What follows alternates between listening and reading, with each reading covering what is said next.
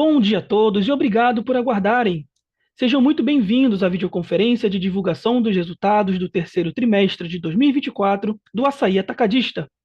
Destaco aqueles que precisarem de tradução simultânea, temos essa ferramenta disponível na plataforma. Para isso, basta clicar no botão Interpretation através do ícone do globo na parte inferior da tela e escolher o seu idioma de preferência, português ou inglês. Informamos que esta videoconferência está sendo gravada e será disponibilizada no site de RI da companhia, no endereço ri.açaí.com.br, onde já se encontra disponível o release de resultados. Durante a apresentação da companhia, todos os participantes estarão com o microfone desabilitado. Em seguida, daremos início à sessão de perguntas e respostas. Para fazer perguntas, clique no ícone Q&A na parte inferior de sua tela e escreva o seu nome, empresa e idioma para entrar na fila. Ao ser anunciado, uma solicitação para ativar seu microfone aparecerá na tela, e então você deve ativar o seu microfone para fazer pergunta. Orientamos que as perguntas sejam feitas todas de uma única vez. Ressaltamos que as informações contidas nesta apresentação e eventuais declarações que possam ser feitas durante a videoconferência, relativas às perspectivas de negócios, projeções e metas operacionais e financeiras do Açaí, constituem-se em crenças e premissas da administração da companhia, bem como informações atualmente disponíveis. Considerações futuras não são garantias de desempenho. Elas envolvem riscos, incertezas e premissas, pois se referem a eventos futuros e, portanto, dependem de circunstâncias que podem ou não ocorrer. Investidores devem compreender que condições econômicas gerais, condições de mercado e outros fatores operacionais podem afetar o desempenho futuro do Açaí e conduzir a resultados que diferem materialmente daqueles expressos em tais considerações futuras. Agora, passarei a palavra a Gabriele Elu, diretora de Relações com Investidores do Açaí. Olá, bom dia a todos e todas. Obrigada mais uma vez por participarem da nossa teleconferência de resultados do terceiro TRI. Vamos apresentar agora os executivos que estão hoje nessa videoconferência. Tem o nosso presidente Belmiro Gomes, o Vitor Fagá, VP de Finanças RI, Anderson Castilho, VP de Operações, Vlamir dos Anjos, nosso VP Comercial de Logística, e a Sandra Vicari, VP de Gestão de Gente e Sustentabilidade. Antes da gente começar a apresentação, eu vou passar a palavra para o Belmiro para as considerações iniciais.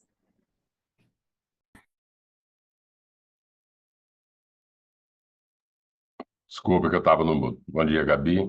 Obrigado a todos e todas pela participação no nosso call. Ele vai dividir, né, os números do terceiro trimestre de 2024, né, bem como os planos e estratégias da companhia pelo momento que estamos enfrentando. Acho que o terceiro TRI ele tem um ponto muito importante, porque ele marca, né, uma virada do ciclo de dívida líquida da companhia. É o primeiro trimestre que a companhia reduz não somente do ponto de vista de alavancagem, mas no valor nominal da dívida, uma queda de 218 milhões, mas esse é o início do ciclo de queda, né? A última queda de ciclo tinha sido no quarto TRI do ano passado, que tem uma sazonalidade, mas daqui para frente a gente mantém-se, né, um ciclo descendente do valor da dívida e, consequentemente, também da alavancagem.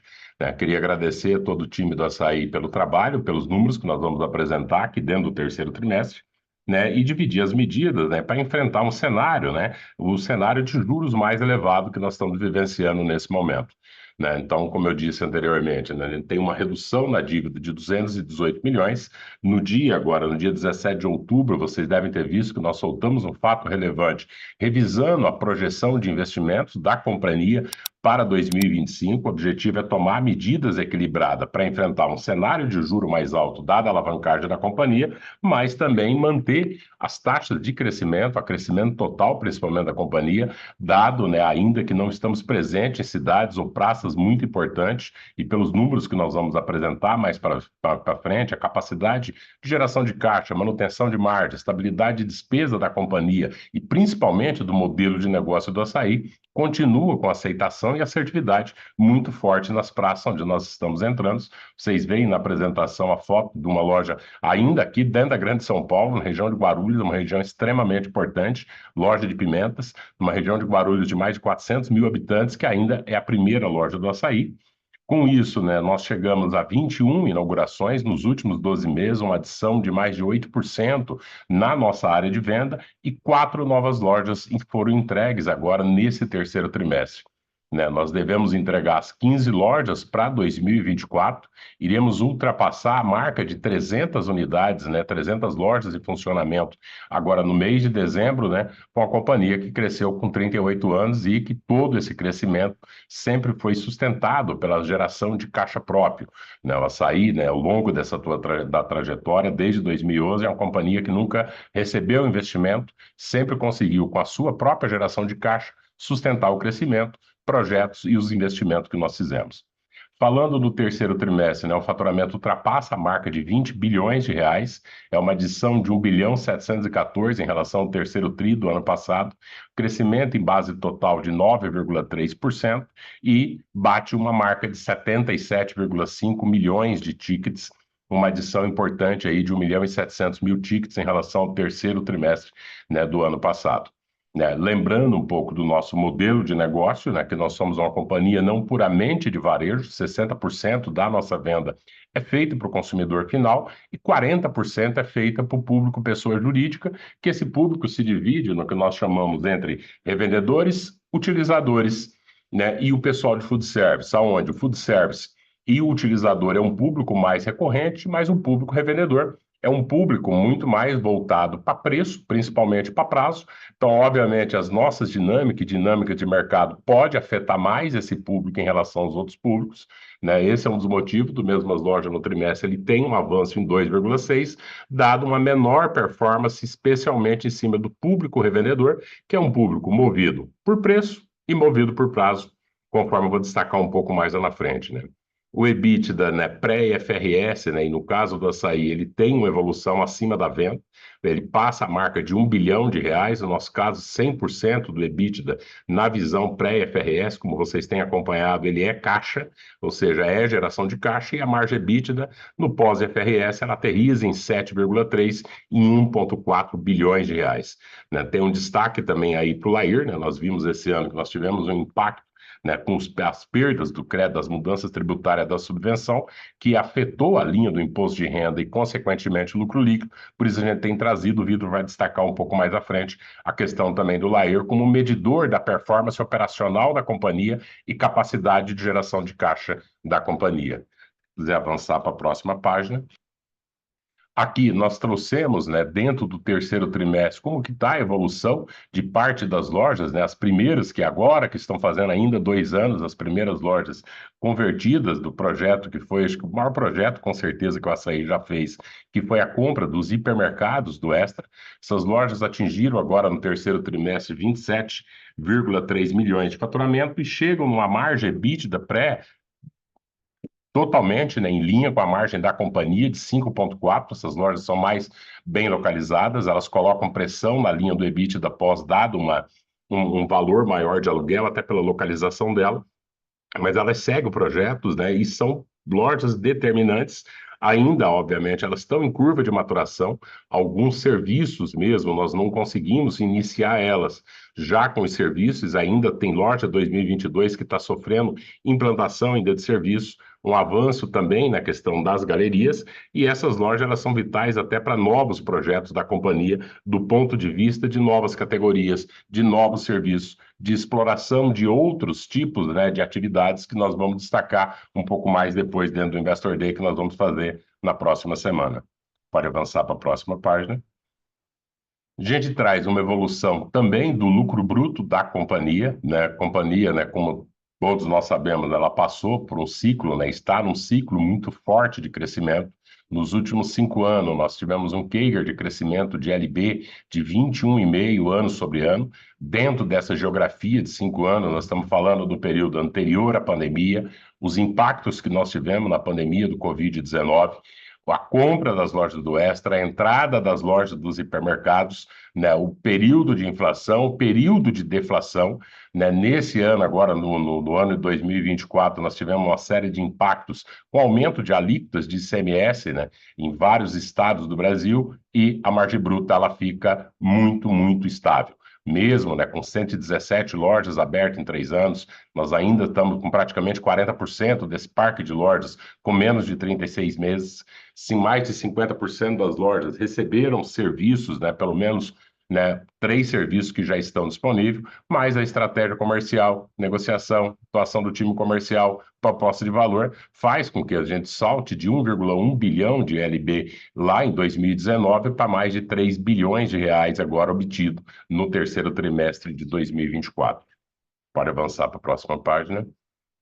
Essas mudanças, né? Porque nós estamos falando não somente de um ciclo de expansão muito forte, mas também de uma própria modificação de modelo de negócio, né? E de modelo de atuação e operação do açaí ou do atacarejo com açaí, acho que tem sido um dos expoentes, um dos grandes inovadores dentro desse setor, né? Para aumentar a penetração, principalmente em todas as classes sociais.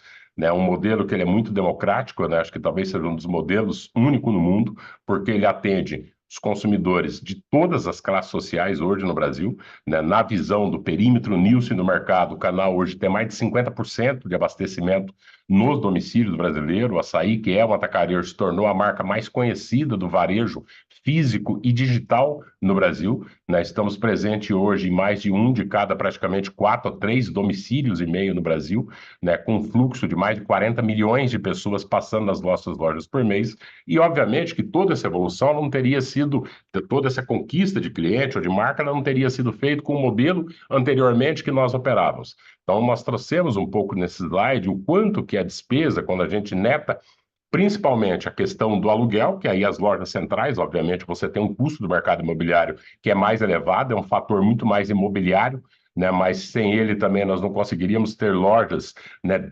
principalmente para o público de classe AB, ou atender ainda melhor o food service. E nesse gráfico a gente olha que a despesa, quando a gente olha na visão pré-FRS, que é praticamente a conta sem aluguel, ela está extremamente estável. A despesa pré-FRS, que fechou no terceiro trimestre, agora 2024, ela é inferior à despesa que nós operávamos lá em 2011, lá em 2013, 2015, aonde o modelo não conseguia fazer a entrega em termos de experiência de compra e em termos de preço que nós conseguimos fazer hoje. Então, isso mostra a disciplina da companhia e que quanto de ganho de produtividade que teve ao longo dos anos e que boa parte desses ganhos de produtividade foi investido em experiência de compra para conseguir aumentar a abrangência da quantidade de clientes e ter a evolução em faturamento que nós tivemos nos últimos anos. Com isso, para avançar para a próxima página, eu já tinha falado na primeira página inicial, né? O EBITDA tem um avanço de 12%, a gente chega a 1 bilhão e 21 de EBITDA pré-FRS, que no caso, só relembrando, é caixa, uma evolução, né, dentro desses 9 meses de 24 de 21% em relação ao ano passado, né, e com uma constância e evolução na nossa experiência de compra, né? Mesmo no ano agora de 2024, que é um ano de menor ciclo de expansão, serão 15 lojas, né? Nós ainda estamos num avanço grande no rollout, principalmente de serviços, né? Somente nesse ano, até agora, de janeiro para cá, foram 184 serviços adicionados, açougue, paro de frios, padaria. Então, nós estamos com 63% do parque coberto, operando hoje 560 unidades, que é também mais uma das grandes transformações que o açaí e o próprio atacarejo no Brasil vem passando. Né? Inauguramos agora, no dia 4/9, a nossa quarta unidade de Manaus. Ela foi seguida com o primeiro nosso centro de distribuição, que ele vai ser um apoio importante para as operações nossas dentro daquela grande capital, uma região muito importante do Brasil. Queria fechar a minha parte aqui com o EBITDA, pode avançar para o próximo slide. Eu queria passar para o Vitor, que ele vai comentar a parte financeira e a parte de dívida e o resultado financeiro. Muito obrigado a todas e todos. Obrigado, Belmiro.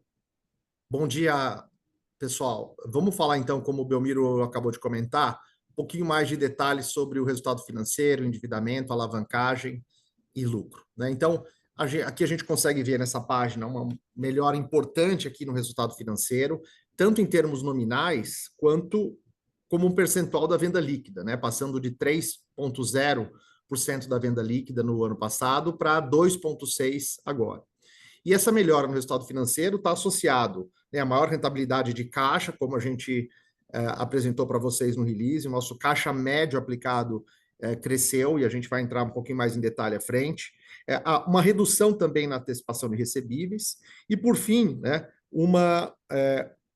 a não mais incidência, quando a gente compara com o TRI anterior, dos juros relacionados à dívida que a gente tinha de aquisição dos hipermercados. Então, esses três fatores em conjunto trouxeram, né, ajudaram a trazer esse resultado financeiro para um patamar melhor, contribuindo nominalmente e como percentual da venda.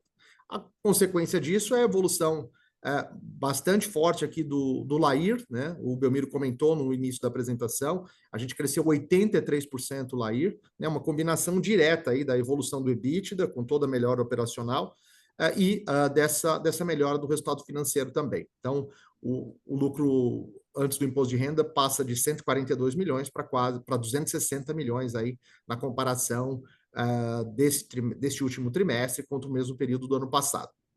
E, por fim, né, o lucro líquido evolui. O lucro líquido na visão pré-IFRS cresce 10%, consequência sem dúvida, da evolução do LAIR, mas também, né, ele é afetado por uma mudança, por um impacto menor positivo, né, do crédito de subvenção de investimentos. Esse não é um tema novo, a gente já discutiu isso nos 2 trimestres anteriores, e ele sim, ele impacta reduzindo o crédito neste ano, o que faz com que a comparação contra o ano anterior não seja tão forte quanto a comparação que a gente vê no LAIR.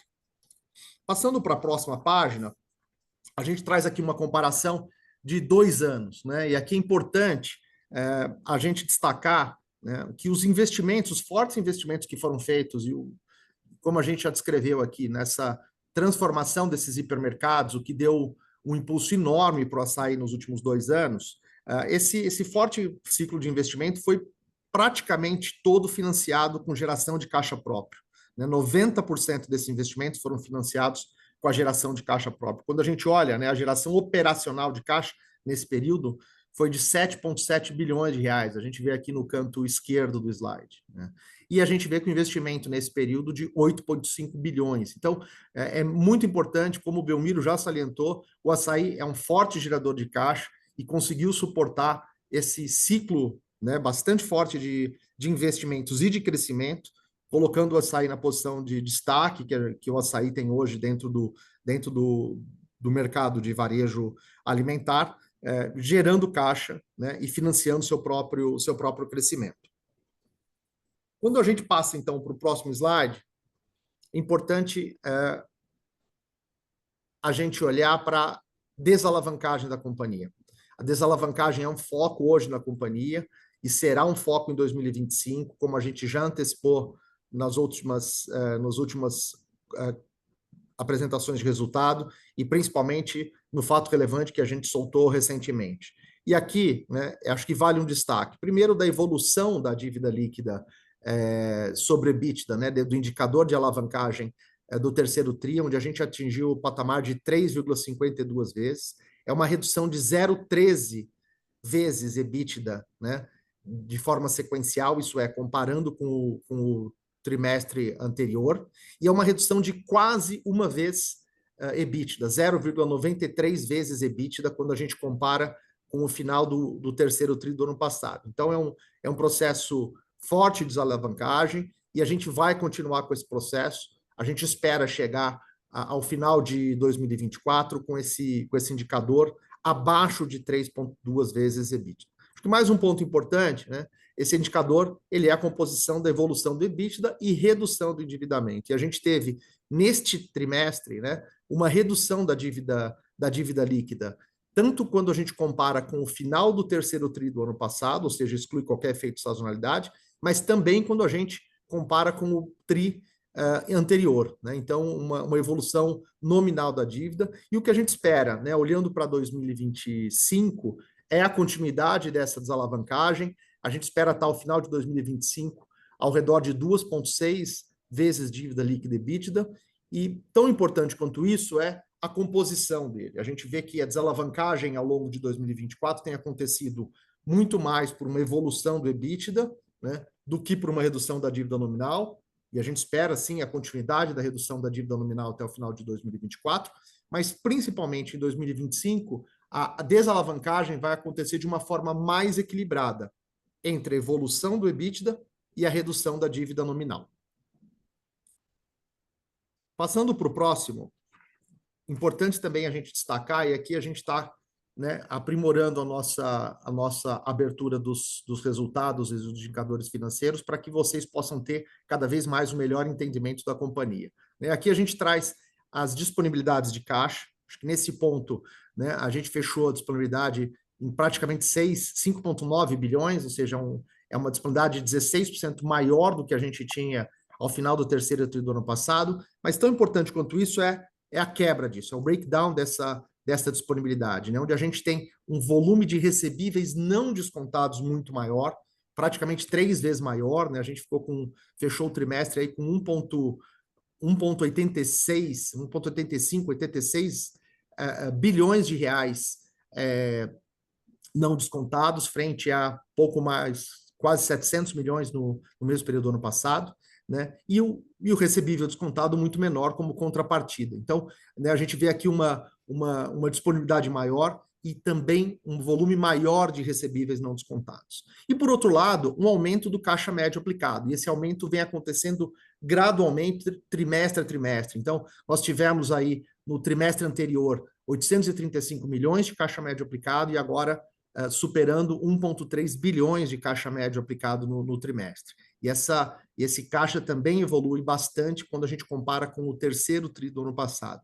Então, cada vez mais aqui a gente buscando maior liquidez para a companhia, buscando um caixa mais robusto para a companhia, né? E conseguindo aqui descontar menos recebíveis, ou seja, tendo esse colchão de liquidez que são os recebíveis a serem descontados, mas não precisando fazer uso deles no fechamento de cada um dos trimestres, e principalmente ao longo dos ciclos de caixa que a gente já detalhou aqui, né? A companhia tem um ciclo de caixa com 3 grandes datas de pagamento, então ela oscila o caixa no intramês em função desse ciclo de pagamentos, e os recebíveis são uma forma importante de fazer a gestão do caixa em função dessa estratégia de 3 pagamentos, 3 grandes datas de pagamento ao longo do mês.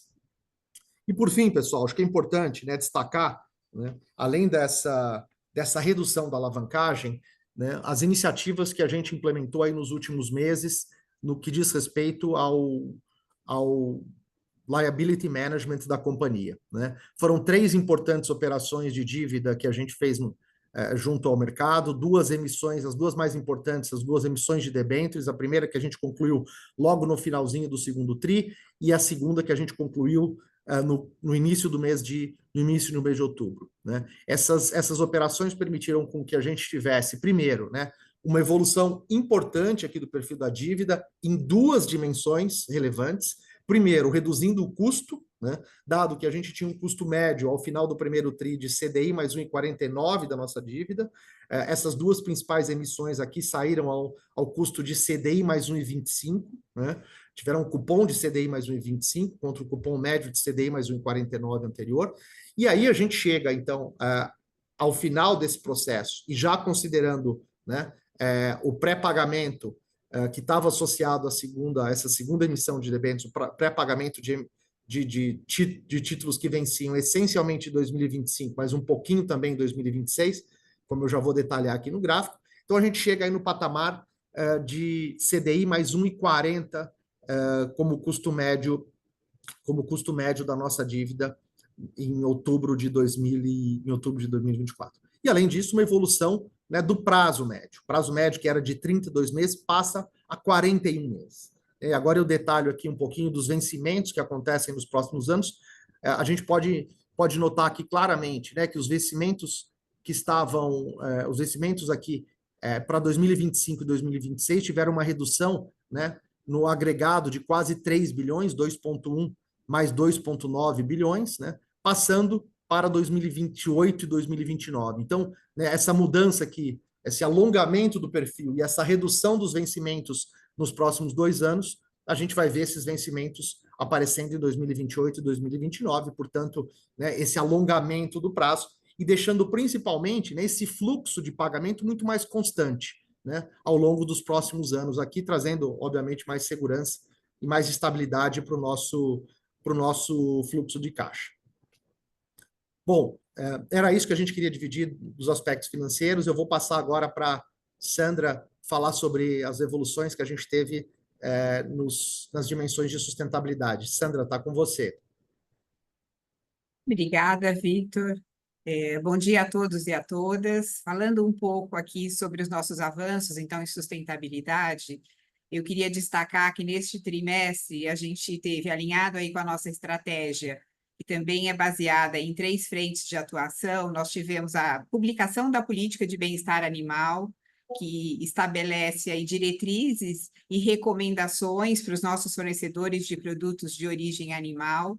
Essa política, ela também está alinhada a diretrizes internacionais e tem o principal objetivo é engajar os nossos parceiros comerciais a práticas melhores e mais éticas. Seguindo também com os nossos esforços com relação à diversidade, a gente realizou o nosso censo de diversidade e pudemos aí identificar que mais de 67% dos nossos colaboradores se autodeclaram negros. A gente tem ainda, como resultado desse censo, a identificação de mais de 43% de negros em posições de liderança na companhia e mais de 25% de mulheres também em cargos de liderança. Então, são números bastante expressivos e reforça aí o nosso compromisso com a diversidade. Falando do Instituto Açaí, que atua aí com as ações de impacto social, nós promovemos a doação de mais de 3,5 milhões de refeições ao longo do ano, todas por meio dos projetos que nós temos de cozinhas solidárias, Destino Certo, também campanhas emergenciais. E falando da nossa frente de empreendedorismo, nós realizamos aí a 7ª edição do Prêmio da Academia Açaí, onde tivemos aí mais de 2.100 empreendedores de alimentação que receberam apoio financeiro e capacitação técnica. A gente teve nessa premiação reconhecimentos regionais, reconhecimentos nacionais, enfim, foram 2.100 empreendedores aí premiados e também que receberam capacitação. Falando da questão de gestão ética e transparente, nós tivemos aí os nossos dados auditados em mudanças climáticas que foram atestados pelo 3º ano consecutivo com o selo ouro no Registro Público de Emissões do Programa Brasileiro GHG Protocol. Falando ainda de reconhecimento, nós tivemos ao longo do trimestre diversas premiações e eu gostaria de destacar aqui algumas delas, entre elas o ranking de melhores e maiores de 2024 da revista Exame, onde a gente foi eleito aí pela primeira vez a melhor empresa de varejo e atacado. Tivemos também o prêmio Folha Top of Mind, pelo 3º ano consecutivo, sendo a marca mais lembrada aí dos setores de supermercado e atacado. E pela primeira vez estivemos presentes aí no ranking da GPTW, no ranking nacional da GPTW, onde ocupamos a 18ª posição entre empresas com mais de 10 mil colaboradores. São diversos prêmios e eu gostaria aqui de reforçar que esses avanços são resultados aí do comprometimento de todo o nosso time, que tem buscado cada vez mais construir uma empresa ética, inclusiva e sustentável. Muito obrigada. Acho que agora é com o Belmiro.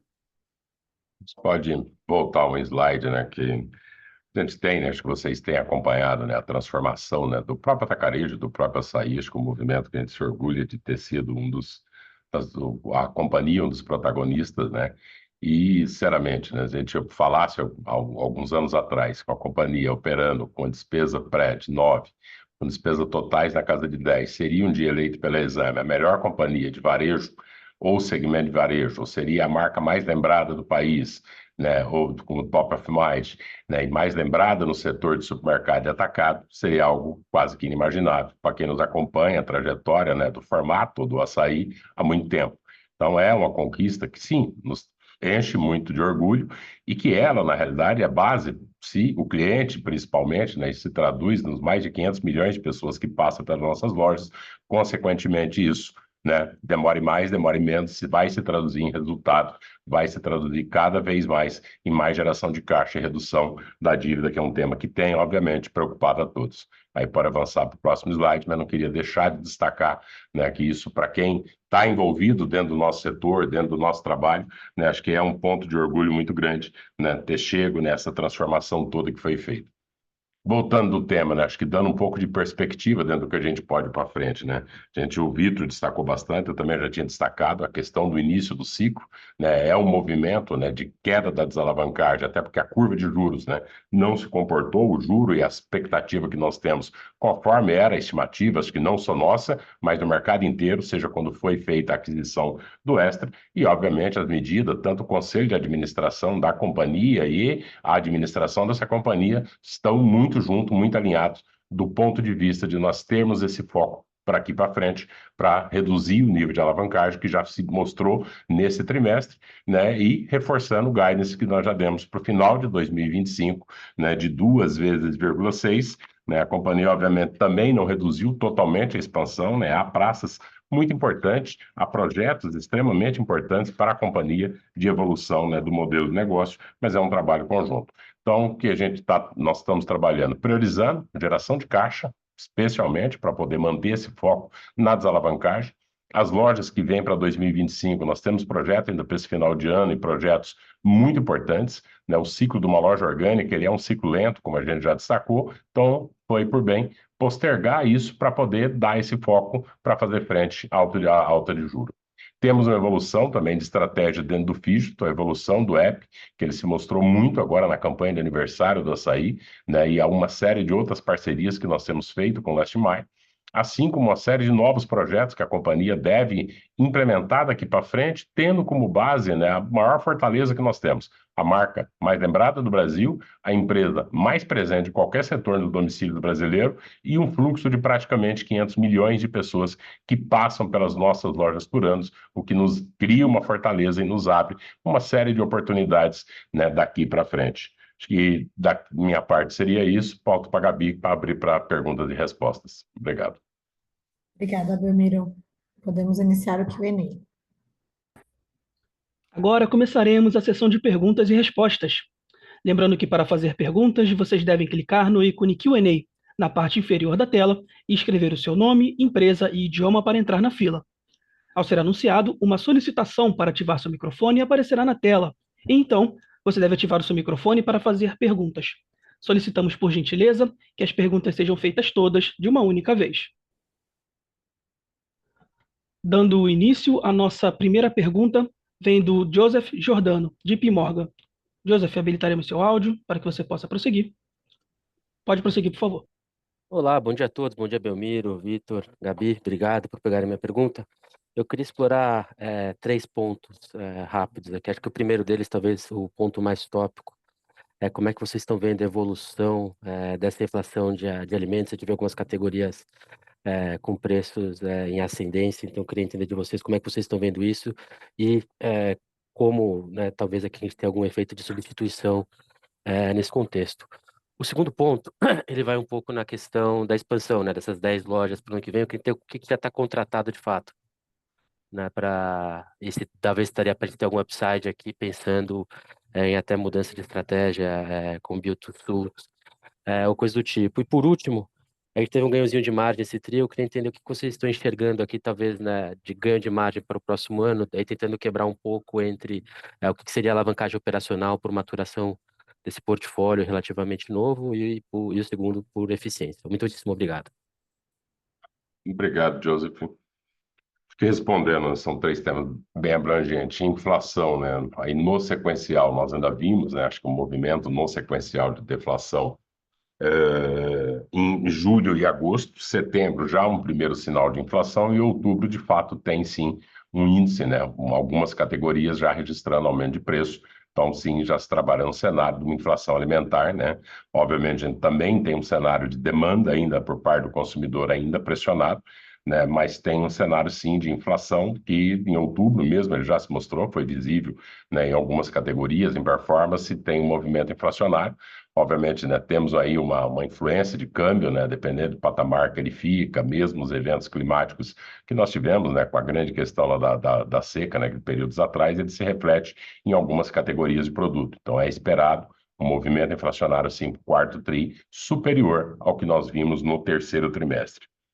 Da expansão para o próximo ano, né, uma boa parte, acho que dessas 10, acho que já temos 5 ou 6 que elas estão contratadas, são projetos que estavam em andamentos, alguns eram até projetos que já estavam previstos para esse ano, né, tanto que, assim, obviamente que alguns deles ainda podem ser revistos, mas o que nós temos hoje ainda é o número que nós colocamos lá no fato relevante das 10 unidades para aquele nível de investimento que nós colocamos lá, né? É importante ressaltar que também parte daquele investimento nós temos os gastos com manutenção, que ele é baixo o CAPEX de sobrevivência do açaí, até porque a maior parte das lojas, além de serem novas, o modelo de atacarejo, já por natureza, ele não tem um revestimento tão elevado. O nosso gasto de survivor, né, do CAPEX de sobrevivência, ele é aproximadamente 20% da depreciação que nós temos anos, mas há importantes projetos de evolução para extrair mais valor e capacitar os ativos que também eles vão ser implementados, ainda tem serviços, tem avanço na questão mesmo de self-checkout em algumas unidades, né, e outros para frente. Expectativa, obviamente, na companhia está com 40% de margem, a gente observa, né, o mercado, né, em termos de competitividade, mas sempre o objetivo é estar ganhando um pouco mais de margem. Esse ano, a bem da verdade, tem um aumento de margem que as alíquotas de CMS acabou reduzindo, né, especialmente os impactos que nós tivemos, né, numa série de estados, né, de aumento de alíquota de CMS de 2%, 3% no primeiro e no segundo trimestre desse ano, né?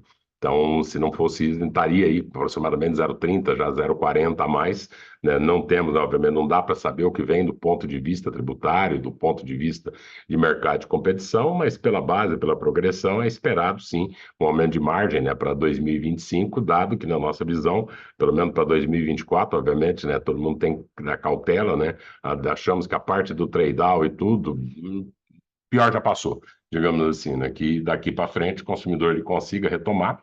A volta também de um pouco de inflação, ele também nos ajuda aí como setor, né? O setor sempre foi muito beneficiado nos períodos de inflação, seja pela capacidade de abastecimento dos micro e pequenos comerciantes, como também pela diferença de preço que nós temos em relação aos canais de varejo tradicional, que ainda é parte relevante.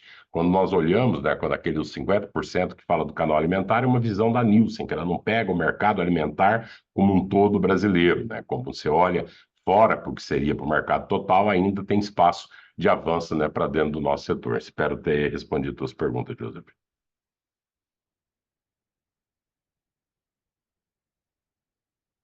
Muito obrigado, Belmiro.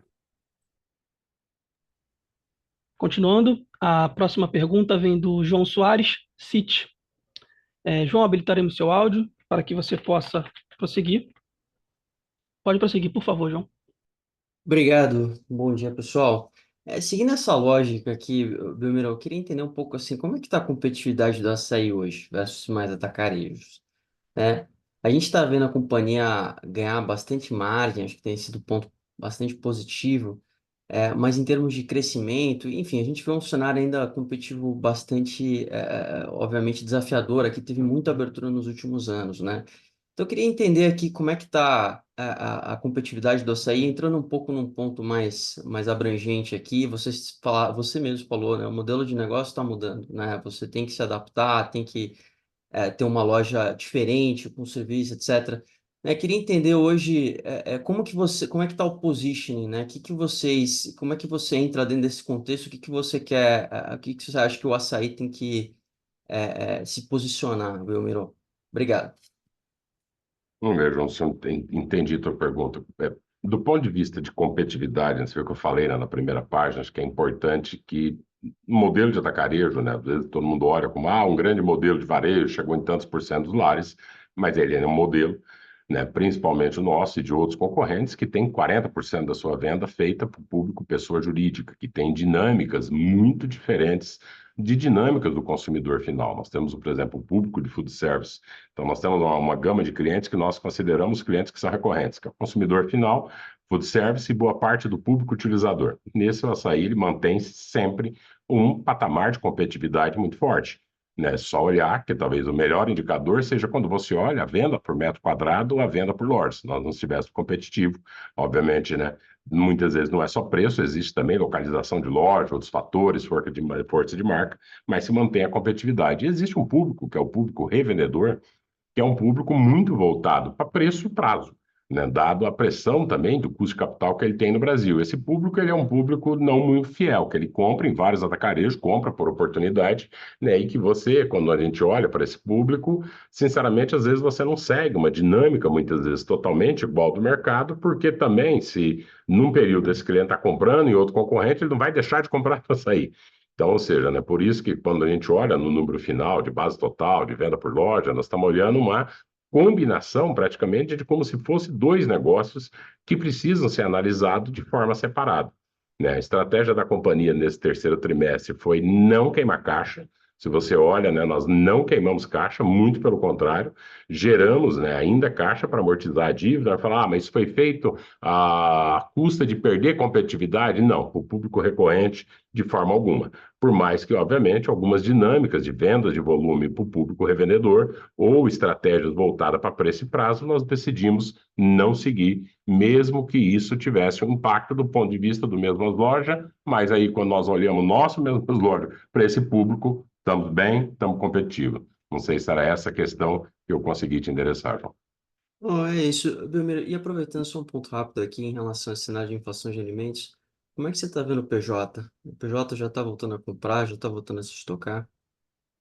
Não, não, sinceramente, não vemos esse movimento, até porque acho que os preços, né, por mais, né, o cenário que nós chamávamos no passado, né, de carestia, né, você tem uma queda, um aumento da inflação, mas em cima de um preço, de uma base elevada, né, teve algumas mudanças de comportamento, né, principalmente do ano passado e nesse ano, que reduziu um pouco, tanto que o mercado alimentar acho que ficou abaixo da expectativa do próprio mercado. O movimento de trade-down, que ele acho que tinha que acontecer, já aconteceu. Esse ano teve muito movimento de redução, né, de tamanho de embalagens, né, principalmente nas categorias que são envolvidas com compra de indulgência. Produto básico, por exemplo, não tem, mas uma caixa de bombom, quem olhar hoje vai ver que ela tem o mesmo tamanho, mas ela tem uma quantidade muito menor. Então, isso também cria, né, uma instabilidade no PJ.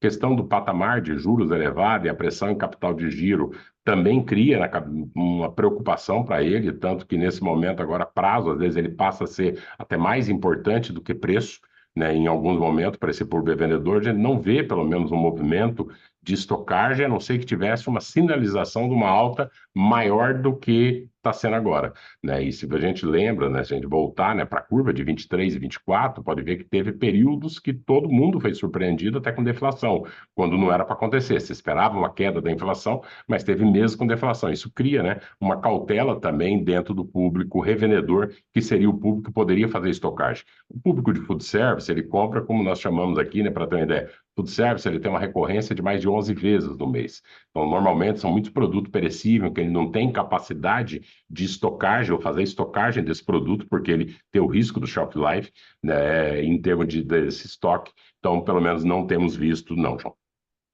Maravilha, Belmiro, obrigado. Continuando, a próxima pergunta vem da Daniela Eiger, XP. Dani, habilitaremos seu áudio para que você possa prosseguir. Pode prosseguir, por favor. Bom dia, pessoal. Obrigada por pegar minha pergunta. A primeira, Belmiro, é sobre a dinâmica de abertura para 2025, né? Vocês acabaram de revisar aí por conta do cenário macro, enfim, a alavancagem, mas infelizmente a gente tem visto uma piora, né, na margem nessa dinâmica macro, principalmente de juros, né? Os juros indicando cada vez um aumento maior para o ano que vem. Então, entender como que está a cabeça da companhia sobre uma eventual nova revisão de aberturas, e também alavancas, né, para eventualmente ou potencializar ou mitigar essa expansão na alavancagem. Vocês comentaram do seu leaseback, né, no próprio revisão do guidance recente, mas também não sei se com essa alta de juros fica mais difícil de ter algum acordo mais atrativo. Então, seria meio que uma atualização. Eu sei que faz pouco tempo que vocês falaram sobre isso, mas como o contexto macro ele muda muito rápido, né? Mas ver como que vocês estão pensando nisso para 2025.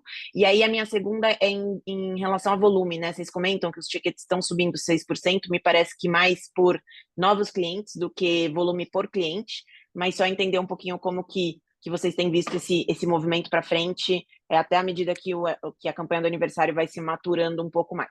Obrigada. Obrigado, Dani. Bem, como você bem falou, nós acabamos de fazer a revisão das lojas para 25, né?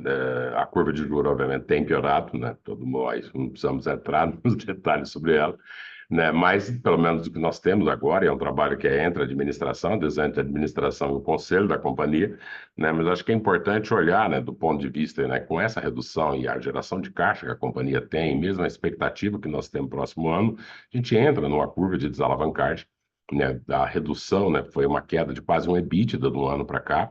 Obviamente, a gente está machucado, boa parte do EBITDA está indo para pagamento de juro, que é algo que o Vitor já tem falado também nos outros calls. Pode ser que, mas a gente pode fazer uma revisão, talvez para 26, mas nesse momento, para 25, boa parte delas estão contratadas, está mantendo, porque a companhia é uma grande geradora de caixa. A gente olha para o que vai ser o final da aterrissagem da dívida em 2025 e projeta para 2026, a gente sabe onde a companhia vai chegar. Existem outras alavancas, como você bem falou, de sales back, mas desde que isso também faça sentido, né? Acho que o momento que está agora, a gente travaria talvez um juro num patamar elevado para 10, 15 anos, né? Sendo que é algo que talvez em 2, 3 anos está numa situação de caixa ou de dívida muito diferente do que está hoje. É óbvio que qualquer outra medida, administração e conselho vão sentar, tomar a melhor decisão da companhia, olhando, né, no equilíbrio entre curto prazo e longo prazo, né? O que daí nós podemos que está na nossa mão para trabalhar? Disciplina no capital de giro, gerar caixa a cada trimestre, para conseguir, né, não somente desalavancar do ponto de vista da relação EBITDA, mas cair a dívida. Então, muito focado na disciplina, capital de giro, o Vlamir e o time dele tem trabalhado intensamente dentro disso, o Anderson, junto com o time de operações, com os níveis de estoque que nós estamos operando. Então, a companhia é uma grande geradora de caixa, temos um pedaço do EBITDA acima do que nós gostaríamos para pagamento de juros nesse momento, mas a gente confia muito na capacidade de gerar caixa. Acho que esse terceiro trimestre isso já ficou bem visível, o quarto trimestre vai dar, acho que, outra demonstração extremamente forte nesse sentido.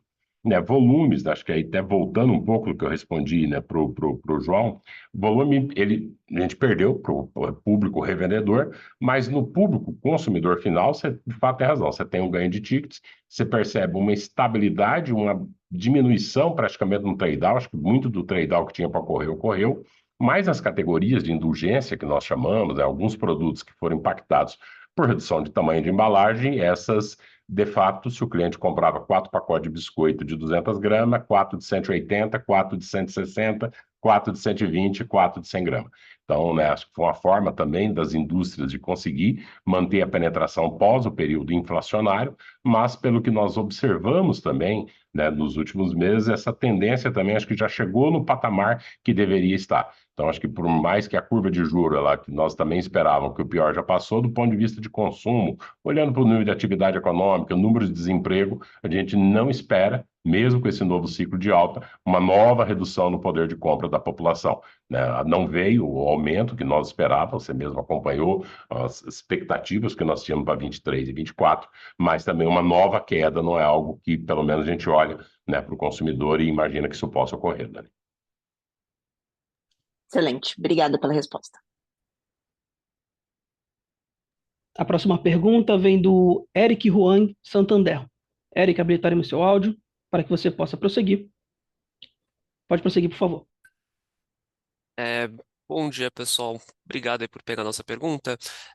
Do nosso lado, duas aqui. Uma, olhando um pouquinho para o ponto dos serviços, né? Vocês mencionaram aí que mesmo em algumas lojas aí de conversão de 22, eles não estão 100% implementados. Então, entender um pouco do que isso pode ser em termos de upside, né? Seja em receita, seja em margens aí para 2025. E no segundo ponto aqui, olhando um pouquinho mais para a dinâmica de capital de giro, né, Belmiro? Você comentou aí de ficarem bem atentos em relação a isso, acho que buscando aí otimizar a geração de caixa, mas a gente tem visto ela, de certa forma, mais estável. Acho que a própria comunicação de vocês, né, tem sido mais numa linha de estabilidade. Só queria entender aqui se vocês têm visto novas oportunidades ou algo do tipo, ou realmente nesse foco aqui de disciplina é muito mais nessa manutenção mesmo. Obrigado. Obrigado. Acho que, obviamente, né, parte de capital de giro, a gente, como, acho que tem visto a estabilidade que nós já tínhamos sinalizado nos trimestres anteriores, né? A companhia sempre está buscando novas oportunidades, mas não acreditamos que mesmo que elas tenham, não sejam algo muito diferenciadores para 2025, né? Acho que tem muito mais de gestão nossa do ponto de vista de estoque, se o Belmiro puder depois me complementar. Acho que na disciplina da otimização do estoque, né? Então, obviamente, a gente sempre tenta buscar um pouco mais de prazo para o fornecedor, mas acho que é um trabalho de estoque. E de serviço, depois o Anderson também, que eu queria que ele fizesse um comentário, né? Assim, muitas das lojas ainda, né, precisava de alvará, precisava de uma série de coisas que a gente está implementando, né? Mas boa parte dessas lojas nós temos uma upside na nossa visão ainda de margem na medida que ela consolida fluxo, né, em algumas e até exploração de novas categorias de produto. O Primeiro quer comentar sobre o capital de giro?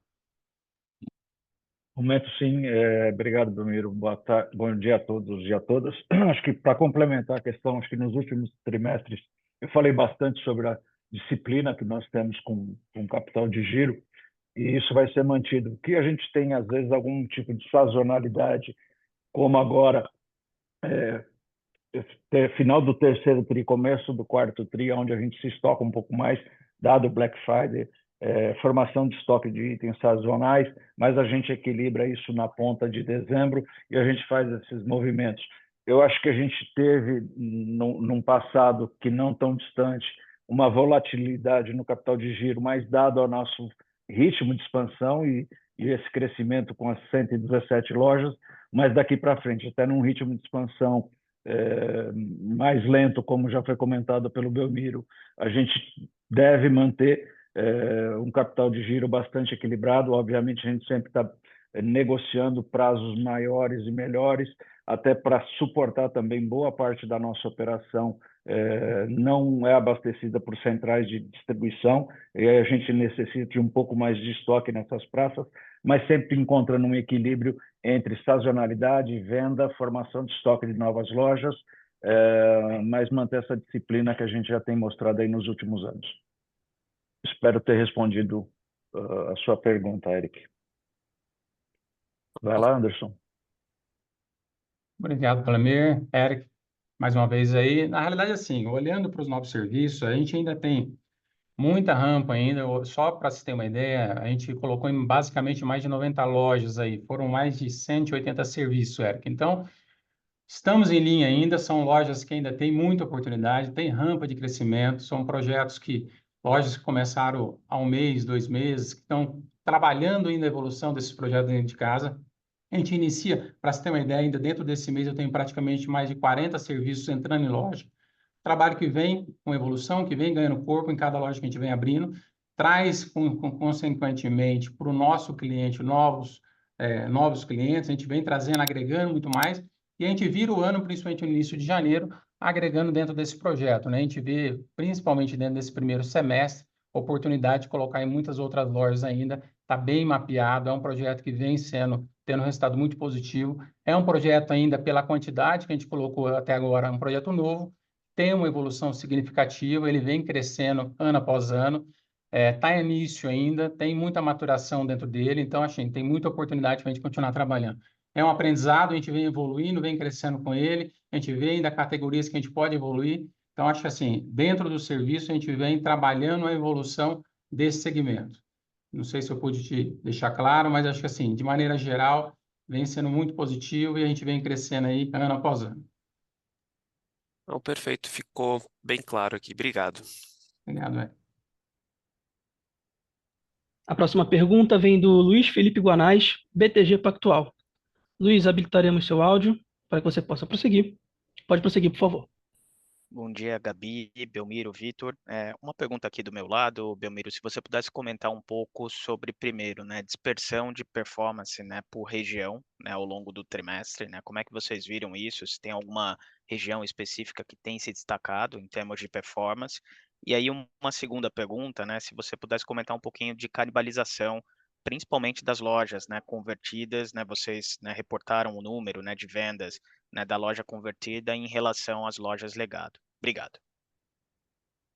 Obrigado, Guanais. Bem, por região, assim, não notamos, sinceramente, muita diferença. Obviamente, você tem praça onde teve muito mais expansão, né, como Norte e Nordeste, né, de outros concorrentes, que você tem sempre um impacto, maior, mas do ponto de vista de comportamento mesmo do cliente, ou mesmo performance, está muito em histórico com os números que nós vimos no segundo trimestre e terceiro trimestre. Percebe que os movimentos, né, os grandes movimentos, eles têm sido feitos, né, a nível nacional, né, não há nenhum tipo de, pelo menos assim, de atipicidade para uma ou outra região do Brasil. Né, a canibalização ela já era prevista dentro do projeto, também existe um trabalho que nós estamos fazendo no Parque Legado, né, de revitalização, ou como o Anderson destacou, de implantação de novos serviços. Né, muito disso era dado que, né, se você olha a venda por metro quadrado, né, ou principalmente algumas lojas de São Paulo, o cliente não tinha uma loja próxima, então ele ia para um açaí que estava mais distante, na medida que você abre uma loja nova, que está muito mais próxima dele, mesmo por food service, ele migra para a loja que tem uma localização melhor, algumas porque também a gente entra com preço, né, mais competitivo de início, né, que é o período de inauguração, e depois é um trabalho nosso também de puxar cliente para aquela outra loja que perdeu o cliente. Né? Acho que ainda a gente vai ver uma estabilização um pouco mais disso, né, porque foi um movimento grande de entrada de novas lojas, não somente nossa com as conversões, mas mesmo as conversões que outras conversões que o mercado tem feito.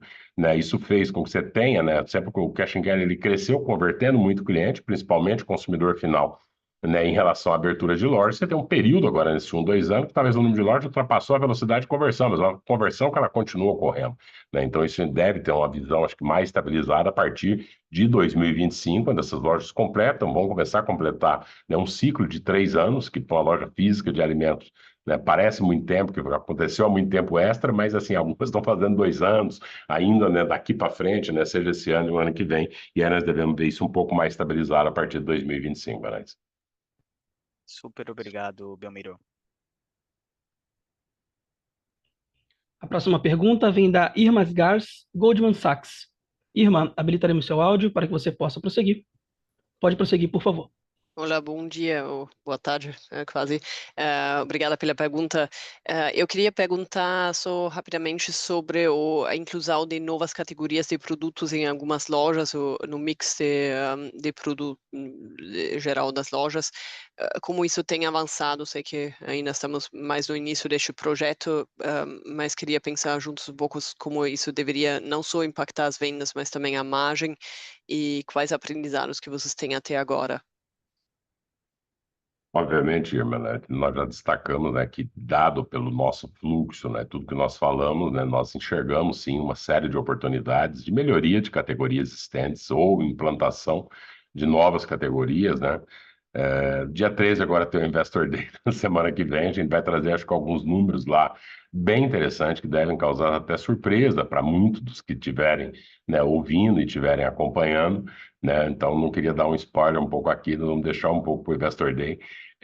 Mas sim, nos abre oportunidade. A gente tem visto outras operações no mundo de cash and carry, né, que vende produtos, né, e um excelente vendedor de produtos que não era óbvio, né, quando se fala somente do alimentar.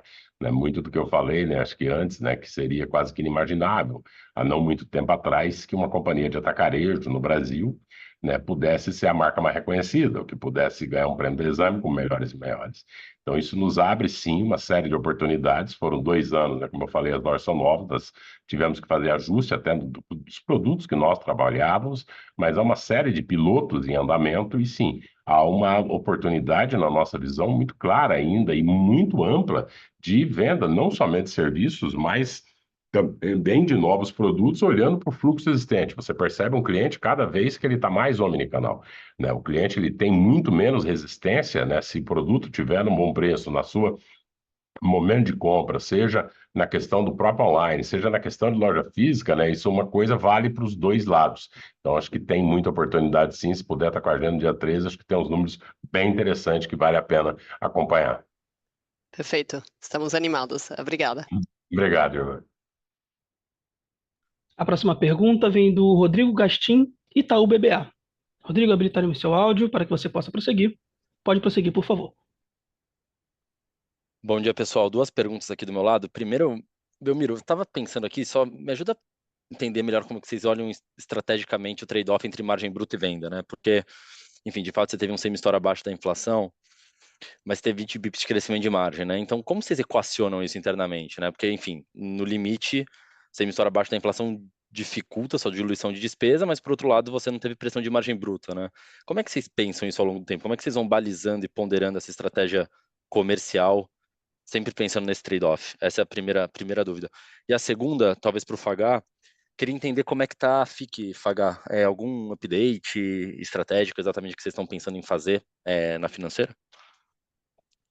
Bem, vou responder a primeira aí, assim, questão de equilíbrio de venda e de margem, obviamente, de novo, né? Acho que é muito importante a gente olhar que isso é olhado de forma muito separada entre o que é movimento para o consumidor e movimento para o público, pessoa jurídica, né? Acho que é o primeiro ponto, né, que precisa ter claro, sei que eu destaquei isso em várias falas, por quê, né?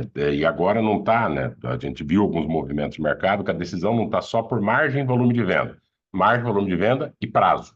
Então, obviamente, né, falei, nós trabalhamos, né, no público revendedor, a gente olha separadamente o que é consumidor. Consumidor, sinceramente, não, na nossa visão, não adiantava aumentar os níveis promocional, porque isso não traria uma elasticidade para o consumidor, né, principalmente no momento de redução de embalagem e tudo. Nossa busca está em melhorar a experiência de compra, em ganhar novos clientes do ponto de vista, né, de cliente consumidor final. Food service, de manter também, evitar ruptura, manter o produto que ele usa na receita e o público, e manter essa recorrência com esse público. O público revendedor, que são as vendas de volume, a gente analisa de forma separada, né? O nível de esforço que talvez a gente teria que colocar para esse público revendedor, para ter o mesmas lojas melhor, que é um público que a gente não entende que se esse mês ele compra, esse público ele passa de manhã numa loja nossa, do concorrente A, B, C, D, E, ele vai estar olhando o que é a melhor oportunidade de preço, mas entrou um outro componente recentemente que foi prazo.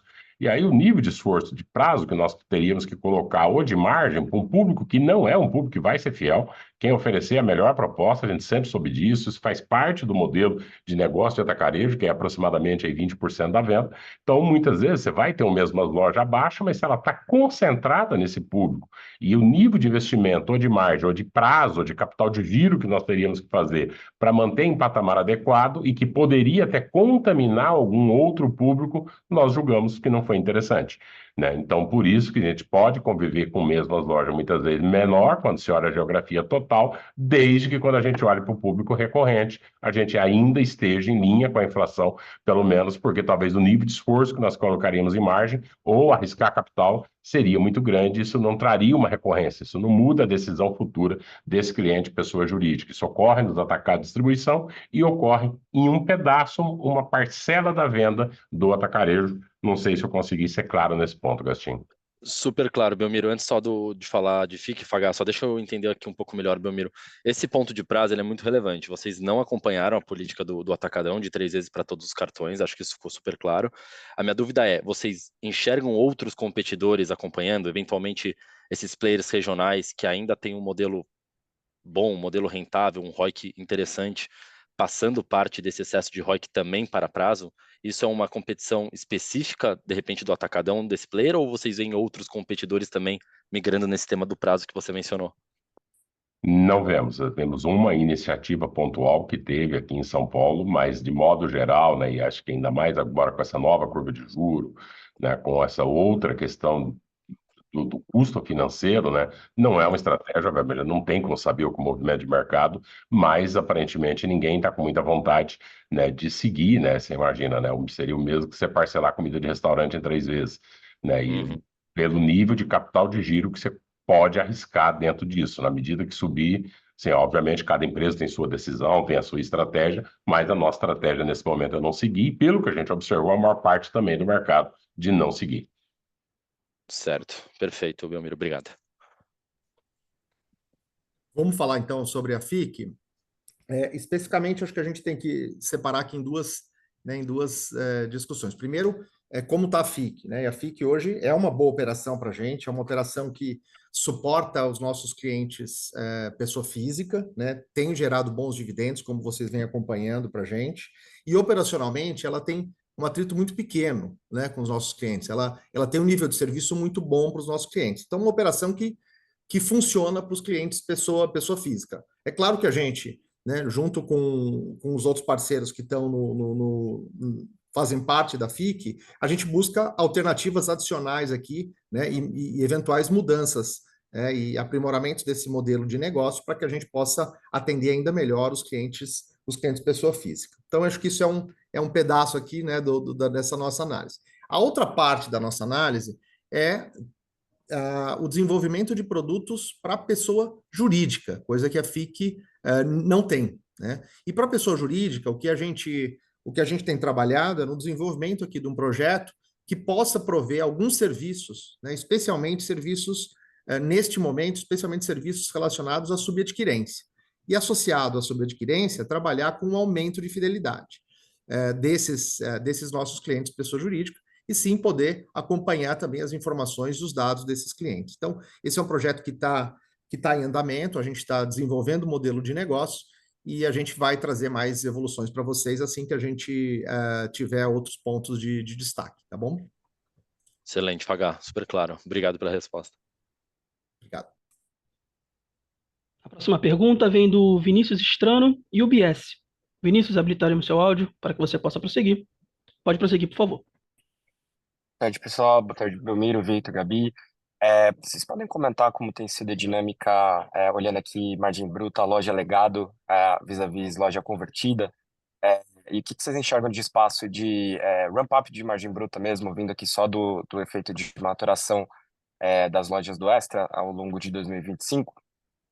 E uma segunda pergunta aqui, olhando só mais horizonte de expansão a longo prazo, se você puder comentar o perfil de cidades que vocês estão mirando entrar, e um pouco como que você enxerga a competição nessas novas praças e eventualmente o tamanho de loja que vocês pretendem trabalhar para frente. Obrigado. Obrigado, Vinícius. As lojas convertidas, elas operam com nível de margem bruta maior, até pela localização dela, também por ela ter uma quantidade maior de cliente, principalmente cliente AB, né? Ainda, na nossa visão, ainda tem espaço para evolução dessa margem bruta, conforme a gente sinalizou no início do projeto. Obviamente, nós pegamos o mercado alimentar em 23 e 24, né? Talvez abaixo do que nós esperávamos, então nós seguramos, né? Temos sido cautelosos também em fazer esses movimentos.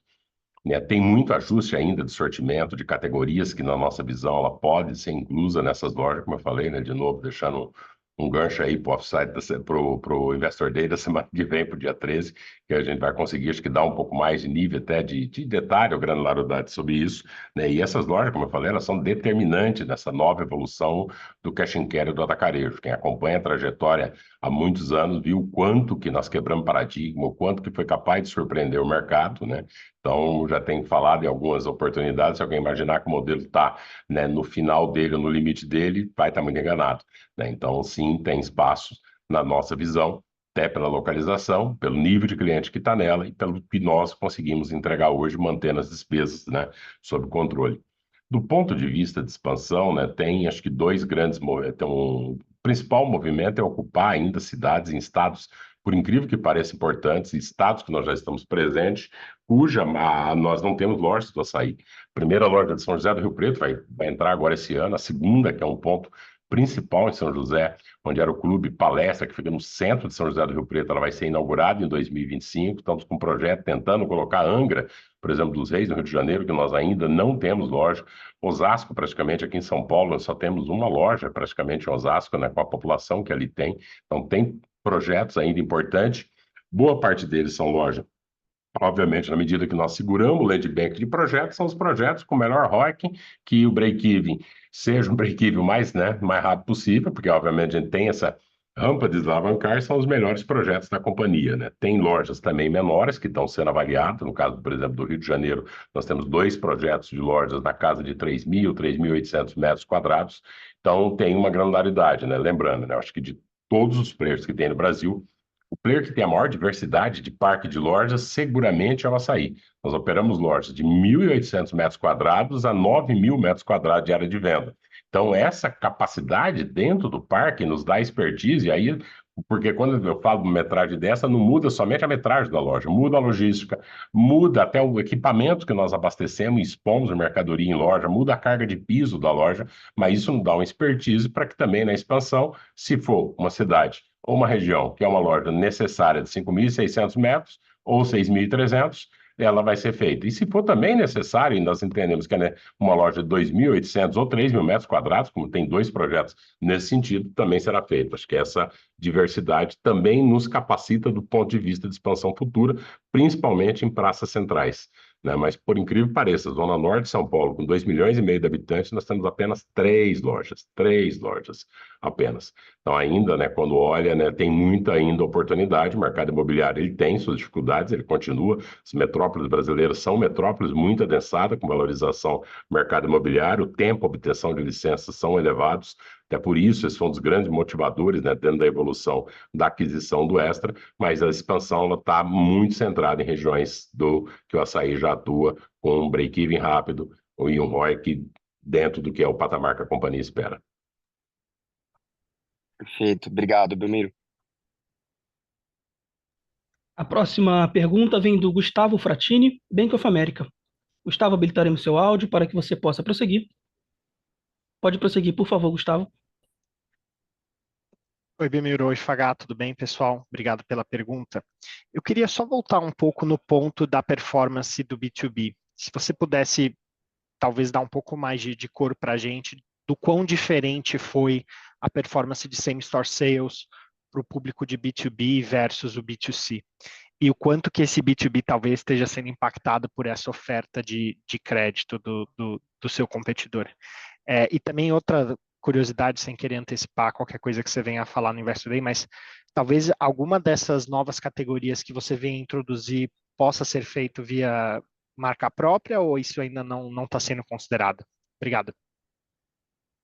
Se diz, né? Nada é desconsiderado, né? As verdades, elas mudam, né? Tanto que dentro da questão da inovação, sempre a gente está revisando, né? Revisando tendência estratégica, o que a gente vai apresentar no Investor Day ainda não tem a ver com isso, obviamente que isso... Brasil sempre teve algumas dificuldades quando a gente fala de marca própria ou marca exclusiva, mas é aquela história, né? O futuro sempre novas oportunidades podem surgir. Nada é descartado totalmente, né? Muitas das evoluções que nós fizemos seriam impossíveis, né? Que eu falei, né? Tanto que quando eu fiz um convite para relembrar, para quem acompanha o setor há mais de uma década, vai lembrar quantas modificações e quantas coisas que começou a fazer que ninguém acreditava e que acabou depois tendo sucesso. A dinâmica, sim, ela é diferente entre o B2B e o B2C, ela sempre foi um componente novo, que foi essa questão do prazo. Isso faz com que, porque esse cliente, o que é o juro do mês para ele? É o juro da antecipação do cartão de crédito. Né? Então, do quanto ele custa para antecipar os recebíveis que ele tem. Então, é um cliente que ele tem um pouco de sensibilidade, e isso teve uma dinâmica diferente. Setembro mesmo teve um movimento forte concorrente em cima do B2B, né, com uma proposta de preço de prazo mais elevada, que nós optamos por não seguir, né, dado porque isso poderia também pegar os outros públicos da companhia. Então, acho que a gente precisa acompanhar ainda mais trimestres para ver como que vai ser essa dinâmica. A companhia, como a gente falou e destacou várias vezes ao longo desse call, está muito focada em preservação de caixa, preservação de rentabilidade. Óbvio que se isso, uma hora, mexer no público recorrente nosso, que nós chamamos de público recorrente, né, a companhia pode tomar medidas de mais competitividade, mas não é o caso que nós vemos, sinceramente, nesse momento. Né? Isso sempre fez parte de uma dinâmica de mercado, mesmo que tivesse, quando a gente olha porque foi afetado, talvez mexeu em 1%, 2% da venda geral, né? Então, mas talvez o nível de esforço que a gente teria, a gente não teria entregado o caixa que nós entregamos dentro do terceiro trimestre, não estaríamos falando da dívida ter caído em 200 milhões, ou que a gente sinaliza agora para dentro do quarto tri, que aí vocês conseguem fazer o cálculo. Acho que é isso, Gustavo. Super claro. Obrigado, Belmiro. Dando continuidade, vamos para a nossa última pergunta do dia. É da Daniela Bretthauer, do HSBC. Daniela, habilitaremos seu áudio para que você possa prosseguir. Pode prosseguir, por favor, Daniela. Obrigada por acatar minha pergunta. Bom, a última, vamos lá. Pergunta para o Vitor. Queria entender, Vitor, a questão da estratégia do desconto de recebíveis, porque, de fato, vocês tiveram uma redução do desconto médio. Eu estava vendo ano passado em torno de 2,6 bi, agora está em torno de 1,6 bi, e óbvio que o reflexo disso também está no seu caixa médio aplicado, e agora, não especificamente no quarto tri, porque você entra aí no seu tri de melhor sazonalidade, então naturalmente você vai ter uma necessidade menor de desconto, mas olhando para 2025, o que que a gente pode incluir nos nossos modelos de estratégia aí para o desconto de recebíveis? E atrelado a esse componente, eu tenho mais duas derivadas na pergunta. Uma, se você pudesse compartilhar com a gente quanto é que foi o savings de não ter mais aquela dívida de pagamento dos hipermercados e de quanto que cada decisão de reduzir o desconto de recebíveis também gera de savings para você.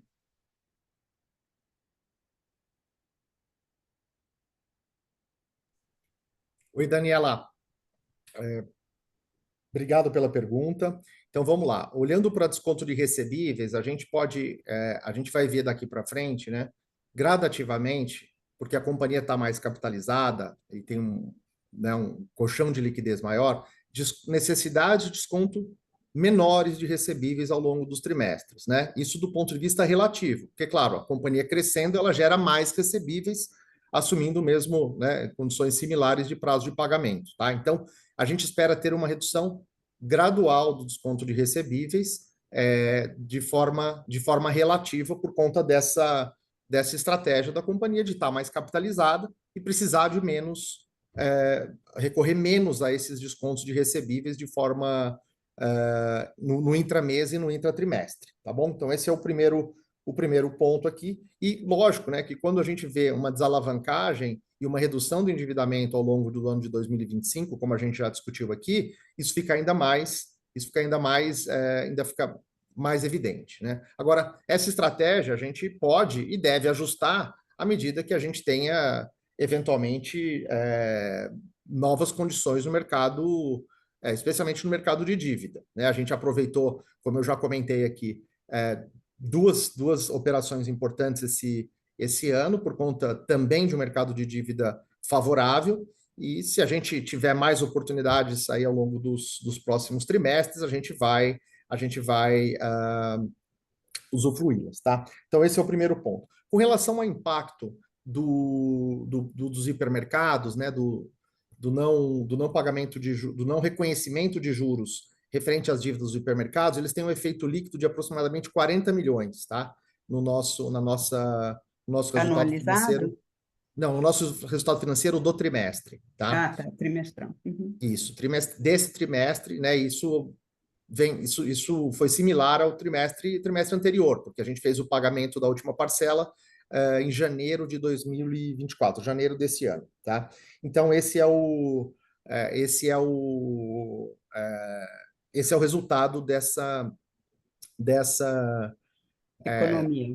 economia, exato. E por fim, a tua última pergunta a respeito dos descontos de recebíveis, a gente vê aqui, né, na comparação de TRI contra TRI, um custo que foi de 10 milhões menor de desconto de recebíveis. Ele foi de 30 milhões no terceiro TRI do ano passado para 20 milhões nesse trimestre, tá? Então, você tem uma redução importante, sim, no custo de desconto de recebíveis. É claro que você tem, né, de outra forma, você tem dívidas no balanço estão estruturadas para o longo prazo, tá? Mas especificamente no desconto de recebível, a conta foi 30 milhões no terceiro TRI do ano passado versus 20 milhões nesse TRI, tá bom?